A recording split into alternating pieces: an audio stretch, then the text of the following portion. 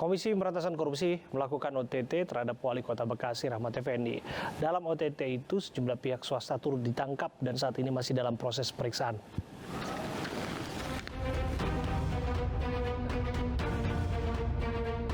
Wali Kota Bekasi terjaring operasi tangkap tangan Komisi Pemberantasan Korupsi di Kota Bekasi. Dalam OTT itu, tim Satgas membekuk penyelenggara negara pihak swasta. Wakil Ketua KPK Ali Gufron membenarkan adanya OTT tersebut.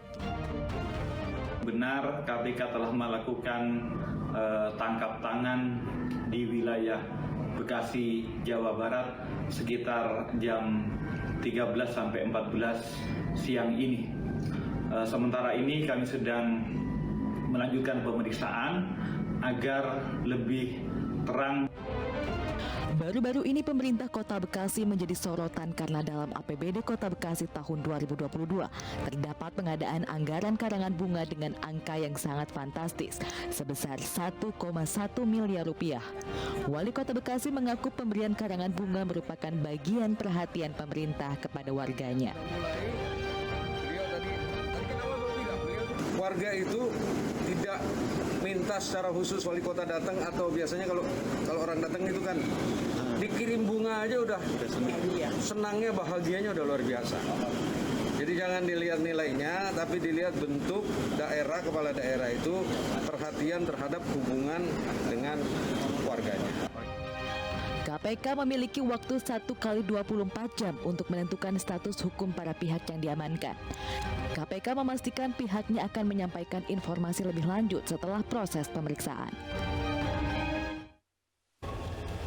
Sudah bergabung sama kami Ketua DPD Golkar Kota Bekasi, Novel Saleh Hiladi.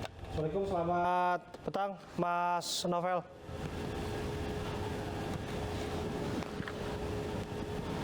Selamat malam Mas Novel. Halo, Mas Abraham.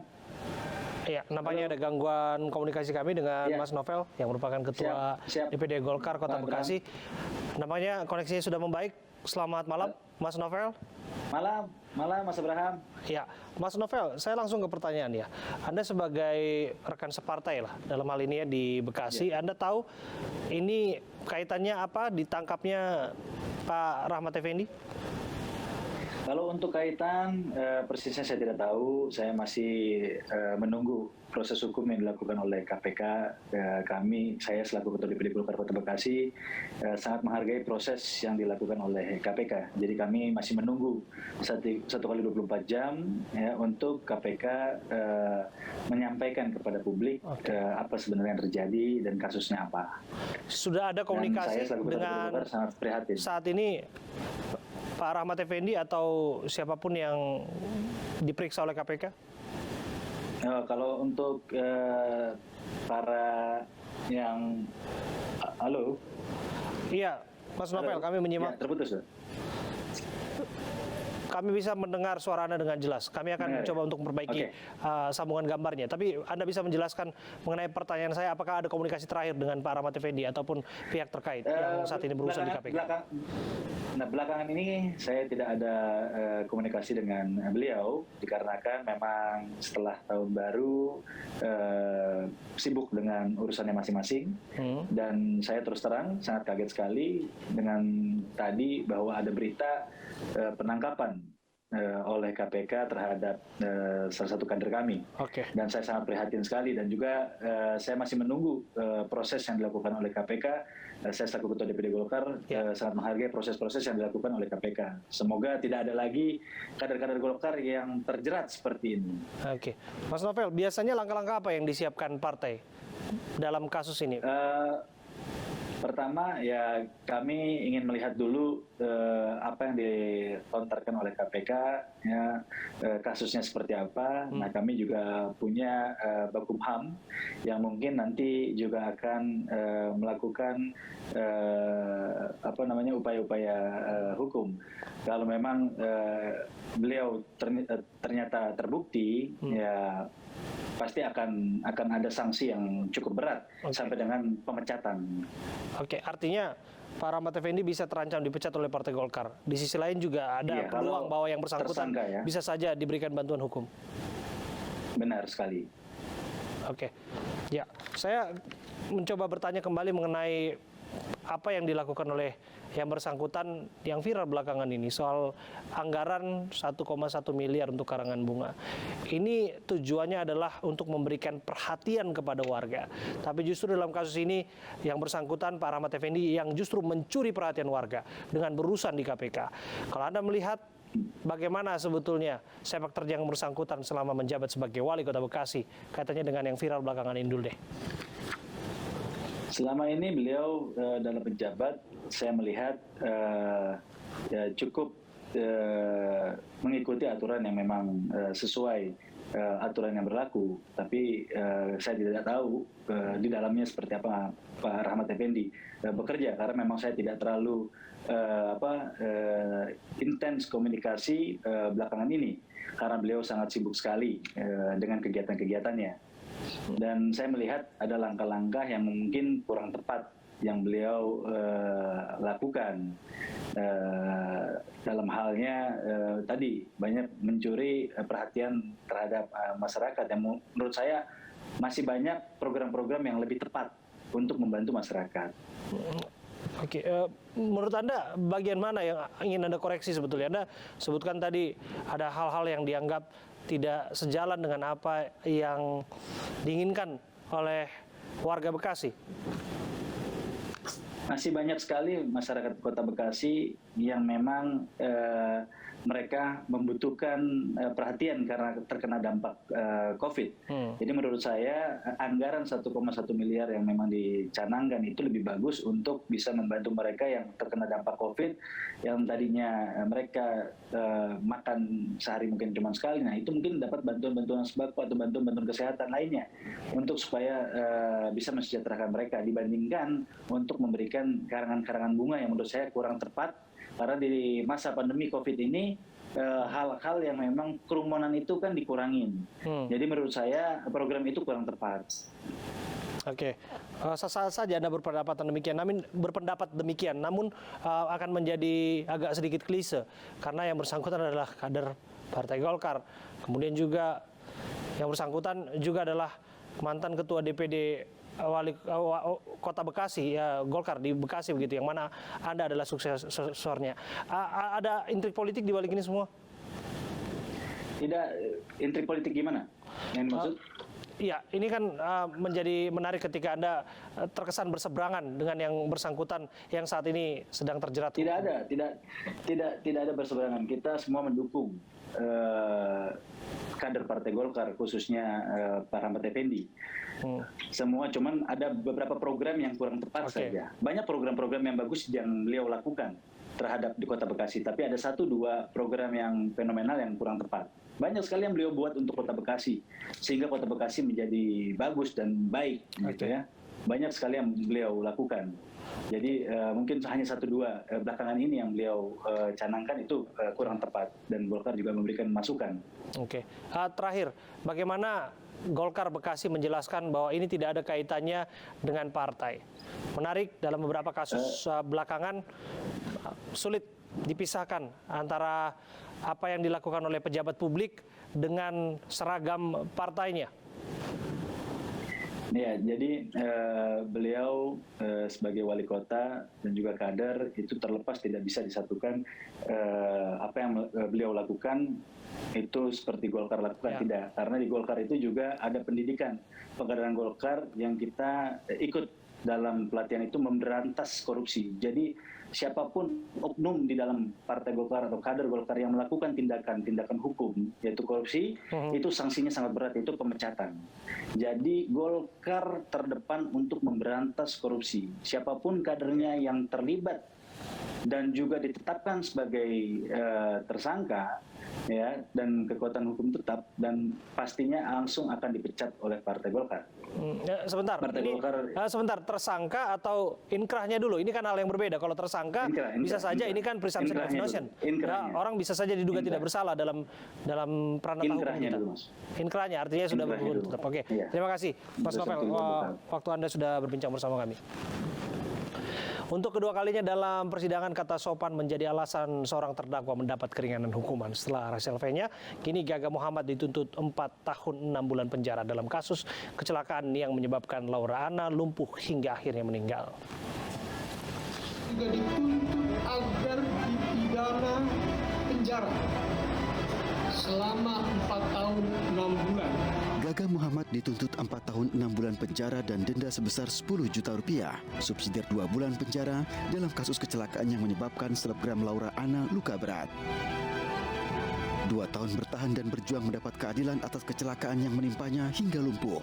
Laura Anna meninggal dunia pada 15 Desember 2021. Gaga terbukti lalai saat mengemudikan mobil dalam kondisi mabuk.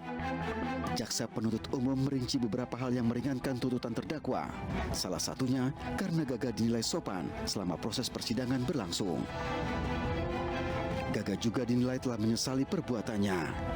Usianya yang muda dianggap dapat memperbaiki perilakunya di kemudian hari, bahkan turut menjadi alasan JPU meringankan hukuman Gaga. Nggak tahu ya, aku kurang ngerti soal hukum, cuman kalau 4 tahun buat aku kurang sih. Aku ngedengar mungkin 10 tahun. Sidang lanjutan Gaga Muhammad diagendakan pada 10 Januari 2022 dengan agenda pembacaan pledoi.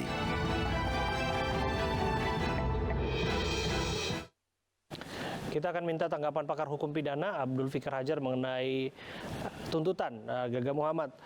Selamat malam, Pak Fikar. Selamat malam, nama Bang. Ya, Pak Fikar, orang kembali bertanya alasan sopan santun ini begitu diperhitungkan di dalam muka persidangan sehingga tidak sedikit yang berpendapat mengapa keadilan menjadi dinomor duakan. Ya, sepertinya tidak hanya dalam kasus ini, ya dalam kasus-kasus yang lain seringkali memang kesopanan, kemudian bahkan pengakuan juga ya dijadikan hal yang meringankan. Padahal kan sebenarnya kalau dilihat terjadinya sebuah kejahatan atau sebuah tindak pidana itu kan punya dua aspek. Ada tindakannya yang ada tindakannya itu sendiri dan ada kerugian yang diderita oleh korban, gitu ya. Nah, jadi tindakannya itu yang kemudian diadili melalui proses hukum pidana dan kerugiannya juga mestinya juga menjadi pertimbangan.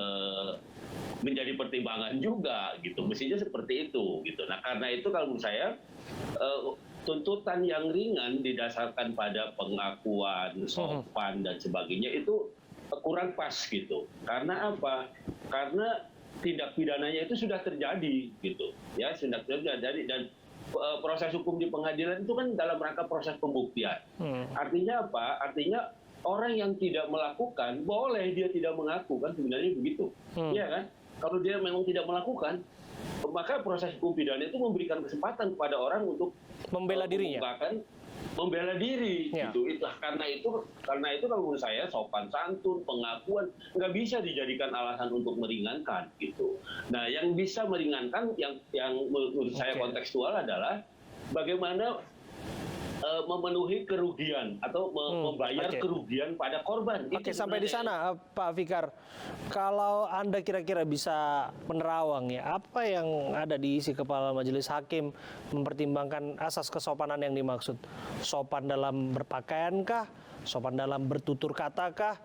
Sopan dalam waktu tata cara persidangan dan lain sebagainya, atau ada pertimbangan lain jangan-jangan yang kita tidak ketahui? Ya. Nah, itu yang menjadi pertanyaan buat kita. Karena rata-rata terdakwa di pengadilan itu sopan-sopan, gitu loh. Betul. Kan? Ya pakaiannya yang jelas klimis-klimis begitu ya. Betul, pakaiannya klimis. Betul, pakaiannya klimis. Kemudian perilaku berbicaranya segala macam juga diatur. Jarang ya, ada yang satu dua yang berteriak-teriak gitu ya, tetapi jarang lah itu gitu. Tapi umumnya yang jadi terdakwa itu sopan-sopan gitu. Nah, karena itu menurut saya sangat klise gitu kalau menjadikan itu sebagai pertimbangan yang meringankan. Karena kejadiannya sendiri sudah terjadi gitu. Nah, Oke. persoalannya sekarang apakah dia ada upaya merekaperi kerugian yang diderita oleh korban. Itu sebenarnya yang harusnya menjadi pertimbangan utama Persis. untuk meringankan atau tidak meringankan. Gitu. Oke.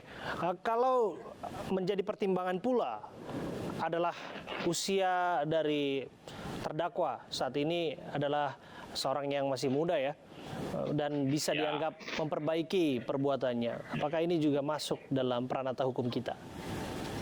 Ya. Nah, menurut saya begini, itu kan pertimbangannya lebih sosiologis sebenarnya, bukan pertimbangan yuridis. Ya, yuridis itu tidak mengenal usia. Ya, ada perbedaannya kalau masih anak-anak. Anak-anak itu punya peradilannya sendiri. Ya, bahkan 9 tahun ke bawah tuh tidak diadili anak-anak, tapi yang 12-18 itu yang diadili biasanya gitu. Nah, itu ada pertimbangan sendiri gitu. Tetapi tidak pada hukum hanya melihat orang itu melakukan tindak pidana atau tidak. Iya. Ya, bahwa ada pertimbangan sosiologis seperti itu, yaitu hakim boleh saja, tapi kalau saya sih mestinya tidak mempengaruhi putusannya gitu. Ya, tidak harus mempengaruhi putusannya. Karena itu tadi yang saya bilang dalam satu tindak pidana itu ada akibatnya. Nah, apakah dia bertanggung jawab terhadap akibatnya? Itu yang kalau saya bisa meringankan gitu. Oke. Cara yuridis itu yang bisa meringankan. Nah, ya, itu juga menarik ketika Anda mempertimbangkan ataupun menyinggung ya soal aspek sosiologis, di mana tidak sedikit juga, tidak hanya kerabat saya pikir, banyak juga yang bersuara merasa hukumannya dianggap ringan, mengingat korban cedera berkepanjangan. Kemudian dalam proses mencari keadilan, korban akhirnya menghembuskan napas terakhirnya. Apakah ada cara ataupun mekanisme memastikan bahwa keluarga mendapatkan keadilan yang substantif? Oke. Nah, bagi keluarga korban sebenarnya ada hak untuk menggugat gitu ya. Ya, bukan berarti umpamanya korban minta bersifat material gitu ya, materialistis gitu. Enggak, tapi itu haknya korban. Bahkan KUHP sendiri itu mengatur ada yang namanya penggabungan perkara. Jadi ketika dia dituntut, kalau mau digabungkan itu bisa sebenarnya korban juga menuntut gitu. Jadi Artinya singkat kata Anda mengatakan korban juga bisa mendapatkan ganti rugi dari apa yang mereka sudah alami. Betul. Tapi itu kan prosesnya sendiri. Perdata itu sebenarnya berapa kerugiannya. Yeah. Hakim pidana nggak bisa memutuskan itu. Dia punya tidak punya kewenangan. Tetapi itu tadi saya bilang, ketika dia dituntut, keluarga itu bisa mengajukan tuntutan ganti rugi bersama-sama jaksa dalam perkara pidana itu bisa sebenarnya gitu. Cuma ini jarang dipakai. Nah, kita akan lihat. Kita akan lihat nanti Pak Abdul Fikar Adjar, apakah ada terobosan hukum yang memberikan keadilan bagi mereka yang mendambakannya. Ya. Terima kasih sekali lagi waktu Anda berbincang bersama kami, Pak Abdul Fikar Adjar, pakar hukum pidana, sudah berbincang bersama kami. Tren mengasuh boneka terus berlanjut. Lantas apa dampaknya bagi kesehatan jiwa? Kami hadirkan informasinya saat lagi untuk Anda.